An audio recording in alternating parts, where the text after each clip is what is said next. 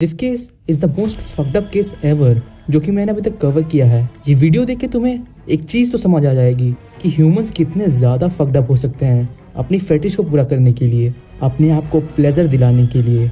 जब ये केस सामने आया लोगों को यकीन नहीं हो रहा था कि क्या कोई इतना ज्यादा घिनौनी हरकत कर सकता है। क्या इतनी घिनौनी सोच रखने वाले लोग भी एग्जिस्ट करते हैं?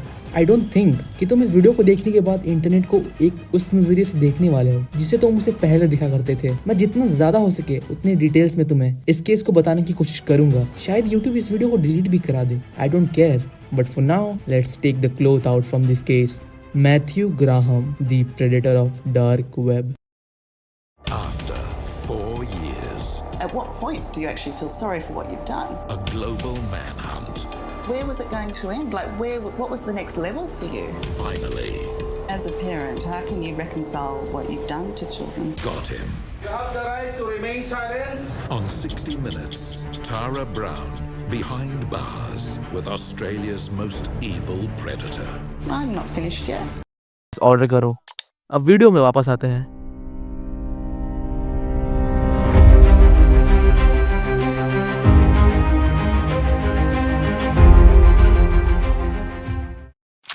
अराउंड 2010 जब इंटरनेट लोगों के लिए एकदम नई और फैसिनेटिंग चीज थी जिससे लोगों को इंटरनेट को एक्सप्लोर करने में मजा आ रहा था, और उसी टाइम डार्क वेब कहीं ना कहीं थोड़ा थोड़ा पॉपुलर होना स्टार्ट हो चुका था।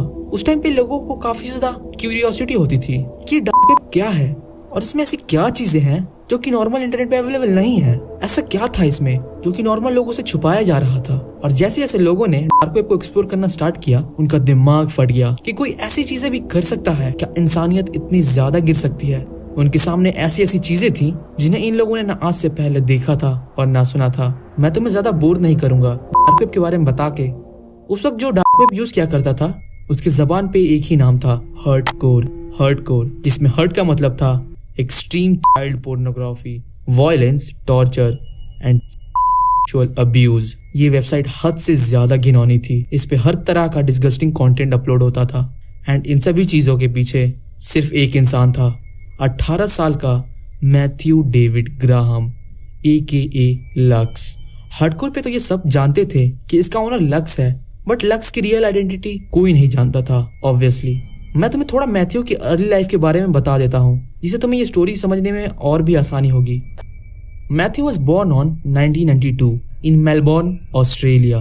मैथ्यू बचपन से ही एक इंट्रोवर्ट लड़का था। ना ही उसके ज्यादा दोस्त थे और ना ही ज्यादा वो किसी से बात किया करता था। और मैथ्यू ने अपना कॉलेज भी कंप्लीट नहीं किया था। वो दिन भर अपने रूम में ही बंद रहता था और अपने कंप्यूटर में लगा रहता था। मैथ्यू के साथ उसके पेरेंट्स भी रहते थे जिनकी एज लगभग 50 या फिर 60 के बीच होगी। उन्हें लगता था कि हमारा बेटा एक इंट्रोवर्ट है, इसीलिए वो कहीं नहीं जाता, बस कंप्यूटर पे ही लगा रहता।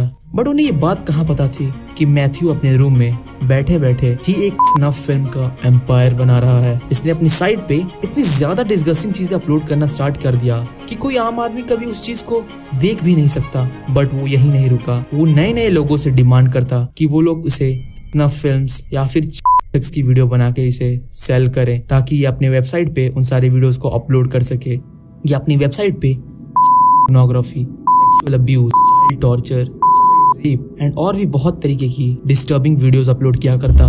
इसी तरह उसने पीटर स्कली को भी रीच आउट किया। पीटर स्कली इस मैथ्यू ग्राहम से भी बड़ा मॉन्स्टर था। अगर मैं इसके बारे में बताना स्टार्ट करूं तो ये वीडियो 40 मिनट की हो जाएगी। बस इतना समझ लो कि उस वक्त पीटर स्कली भी अपना एक खुद का वेबसाइट होस्ट किया करता था डार्क वेब पे with the name of no limit fun, जहां वो और भी बिजार चीजें अपलोड किया करता था। आई मीन हद से ज्यादा घिनौनी वीडियोस ये अपनी वीडियोस में करता। Well let's come on a main point. Matthew ने पीटर स्कली को एक स्पेशल वीडियो की डिमांड की with the name of Daisy destruction. ये वीडियो ह्यूमन काइंड का एक सबसे बड़ा फक्ड अप साइड है। आई डोंट थिंक कि तुम में से कोई इस वीडियो के अंदर के टॉपिक को गेस कर पाएगा इफ तुमने इस वीडियो को नहीं देखा। उस वीडियो में ये पीटर स्कली एक 18 महीने की छोटी बच्ची को दीवार से उल्टा लटका के उसे नेकेड रखा होता है एंड फिर एक औरत आती है और उस बच्ची को टॉर्चर करना स्टार्ट करती है। वो औरत डेजी के प्राइवेट पार्ट में आती है जिससे डेजी का पूरा शरीर खून से भर जाता है। मैं तुम्हें आगे एक्सप्लेन नहीं करूंगा, तुम ये खुद पॉज करके रीड कर लो। सबसे ज्यादा डिस्गस्टिंग चीज ये थी कि पीटर स्कली उस टाइम उस लड़की को पोजेस बता रहा होता है कि वो उसे कैसे टॉर्चर करे। एंड वीडियो के एक पार्ट में वो खुद आके डेजी का रेप करता है। I mean, एक 18 महीने की लड़की जिसको कोई आइडिया नहीं है कि उसके साथ क्या हो रहा है, उसे बस अनइमेजिनेबल पेन हो रहा है। इन फ्यूचर डेजी कितने मेंटल ट्रॉमा से गुजरी होगी, आई डोंट नो। और सिर्फ यही एक वीडियो नहीं है, इसके जैसे 100 वीडियोस और हैं जो कि कभी सामने नहीं आए। सबसे ज्यादा फक्ड अप चीज क्या थी इसमें तुम्हें पता है? लोग इन सभी चीजों को देखने के लिए $10,000 पे कर रहे थे, सिर्फ एक वीडियो के लिए, खुद को प्लेजर दिलाने के लिए। ऐसे लोगों को पीडोफाइल कहा जाता है। ऑन February 2015 इस हरामी पीटर को अरेस्ट कर लिया जाता है इन Philippines while filming is another child abuse video, और उसकी पार्टनर लिजेल को भी। और जब ऑफिसर उसका कंप्यूटर चेक करते हैं, ओह माय गॉड, उनका कहना था कि इतनी ज्यादा घिनौनी चीजें कभी नहीं देखी थी उन लोगों ने। पीटर के घर से उन्हें हजारों DVDs मिली जिनमें भर भर के child abuse and child pornography थी। 10 टीवी की एक हार्ड ड्राइव मिली जिसमें सेम चाइल्ड पोर्नोग्राफी और चाइल्ड टॉर्चर था। और पीटर के बैकयार्ड से उन्हें 2 12 साल की बच्चियों की स्केलेटन्स मिले। FBI पीटर को अरेस्ट करके उसे ब्यूरो ले जाते हैं जहां वो इसका कन्फेशन लेते हैं। बट हैरानी की बात ये थी कि उस टाइम पीटर कुछ नहीं बोल रहा था और ना ही उसके चेहरे पे कोई गिल्ट एंड शेम था, वो एक्सप्रेशनलेस था।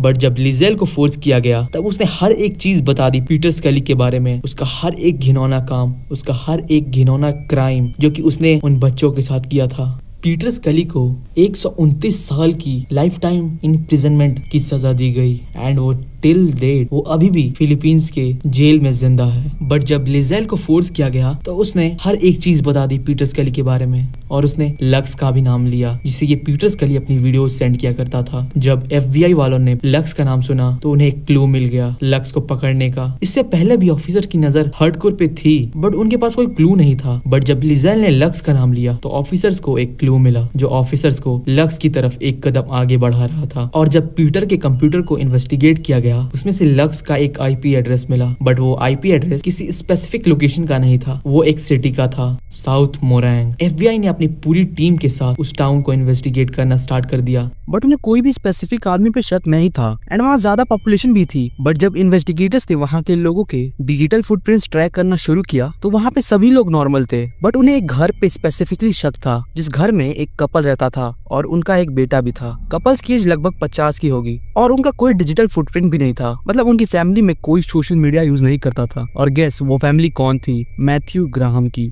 इन्वेस्टिगेटर्स को मैथ्यू का एक फेसबुक पेज मिला जो कि सिक्योरली लॉक्ड एंड प्राइवेट था और वो कई सालों से यूज नहीं हुआ था, जिससे इन्वेस्टिगेटर्स का शक मैथ्यू के ऊपर और भी बढ़ने लगा। उन्होंने मैथ्यू के घर के आगे बहुत सारे स्पाई कैमरास एंड आदमी बैठा दिए जो कि उसके ऊपर 24/7 नजर रख रहे थे। और उन्होंने एक चीज नोटिस की कि मैथ्यू अपने घर से ज्यादा बाहर नहीं निकला करता था, वो दिन भर अपने रूम में ही बैठा करता था, जिससे उन्हें और भी शक होने लगा मैथ्यू के ऊपर। ऑन अगस्त 2014 पुलिस ने मैथ्यू डेविड ग्राहम के घर पर रेड की।